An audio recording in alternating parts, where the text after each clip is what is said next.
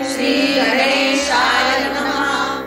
ॐ भद्रं कर्णेभिः शृणुयाम देवाः, भद्रं पश्येमाक्षभिर्यजत्राः, स्थिरैरङ्गैस्तुष्टुवांसस्तनूभिः व्यशेम देवहितं यदायुः। ॐ स्वस्ति न इन्द्रो वृद्धश्रवाः, स्वस्ति न पूषा विश्ववेदाः, स्वस्ति नस्तार्क्ष्यो अरिष्टनेमिः, स्वस्ति नो बृहस्पतिर्दधातु। ॐ शान्ति शान्ति शान्तिः। ॐ नमस्ते गणपतये, त्वमेव प्रत्यक्षं तत्त्वमसि, त्वमेव केवलं कर्तासि, त्वमेव केवलं धर्तासि, त्वमेव केवलं हर्तासि, त्वमेव सर्वं खल्विदं ब्रह्मासि, त्वं साक्षादात्मासि नित्यं। ऋतं वच्मि सत्यं वच्मि, अवत्वं माम् अववक्तारम् अवश्रोतारम् अवदातारम् अवधातारम् अवानुचानमवशिष्यम् अवपश्चात्तात् अवपुरस्तात् अवोत्तरात्तात् अवदक्षिणात्तात् अवचोर्ध्वात्तात् अवाधरात्तात् सर्वतो मां पाहि पाहि समन्तात्। त्वं वाङ्मयस्त्वं चिन्मयः, त्वम् आनन्दमयस्त्वं ब्रह्ममयः, त्वं सच्चिदानन्दाद्वितीयोऽसि, त्वं प्रत्यक्षं ब्रह्मासि, त्वं ज्ञानमयो विज्ञानमयोऽसि। सर्वं जगदिदं तत्तो जायते, सर्वं जगदिदं तत्तस्तिष्ठति, सर्वं जगदिदं त्वयि लयमेष्यति, सर्वं जगदिदं त्वयि प्रत्येति।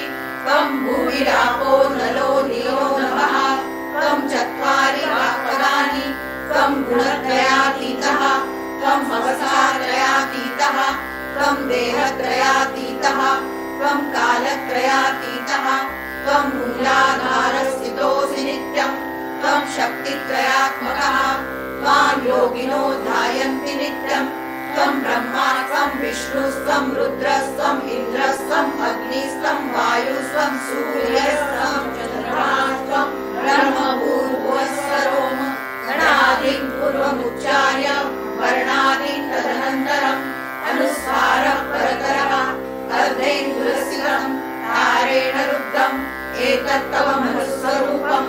गकारः पूर्वरूपम्, अकारो मध्यमरूपम्, अनुस्वारः शान्त्यरूपम्, बिन्दुरुत्तररूपम्, नादः सन्धानम्, चरिता सन्धिः।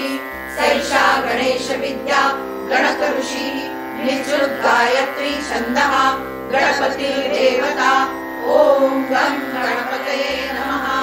एकदन्ताय विद्महे वक्रतुण्डाय धीमहि, तन्नो दन्तिः प्रचोदयात्।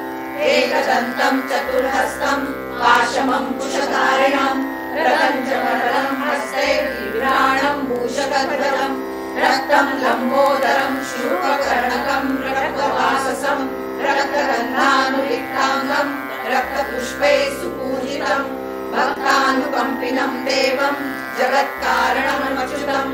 आविर्भूतं च सृष्टादौ प्रकृते पुरुषात् परम्, एवं ध्यायति यो नित्यं स योगी योगिनां वरः। नमो व्रातपतये, नमो गणपतये, नमः प्रमथपतये, नमस्ते लम्बोदराय एकदन्ताय विघ्ननाशिने, शिवसुताय श्रीवरदमूर्तये नमो नमः।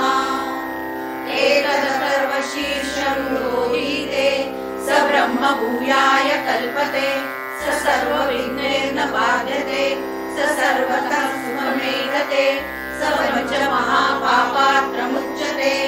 सायमधियानो दिवसकृतं पापं नाशयति, प्रातरधियानो रात्रिकृतं पापं नाशयति। सायं प्रातः प्रयुञ्जानो अपापो भवति, सर्वत्राधियानो अपविघ्नो भवति। धर्मार्थकाममोक्षं च विन्दति, इदमथर्वशीर्षं शिष्याय न देयं। यो यदि मोहाद्यास्यति स पापीयान् भवति, सहस्रावर्तनाद्यं काममधीते, तं तमनेन साधये। अनेन गणपतिं सिञ्चति, स वाग्मी भवति, चतुर्थ्यां मनश्चैर्नलपति, स भवति इत्यर्थवर्णवाक्यं ब्रह्माद्या वर्णं विद्या न विवेति कदाचनेति यो दुर्वाङ्कुरैर्यजति स वैष्णवो भवति यो राजे यजति स यशोवान् भवति स मेधावान् भवति यो मोदकसहस्रेण यजति स वाञ्छितफलमवाप्नोति यः साध्यसमिद्भिर्यजति स सर्वलभते स सर्वं लभते अष्टौ ब्राह्मणान् सम्यक् ग्राहयित्वा सूर्यवर्चस्वी भवति सूर्यग्रहे महानद्यां प्रतिमासन्निधौ जप्त्वा सिद्धमन्त्रो भवति महाविद्यात् प्रमुच्यते महादोषात् प्रमुच्यते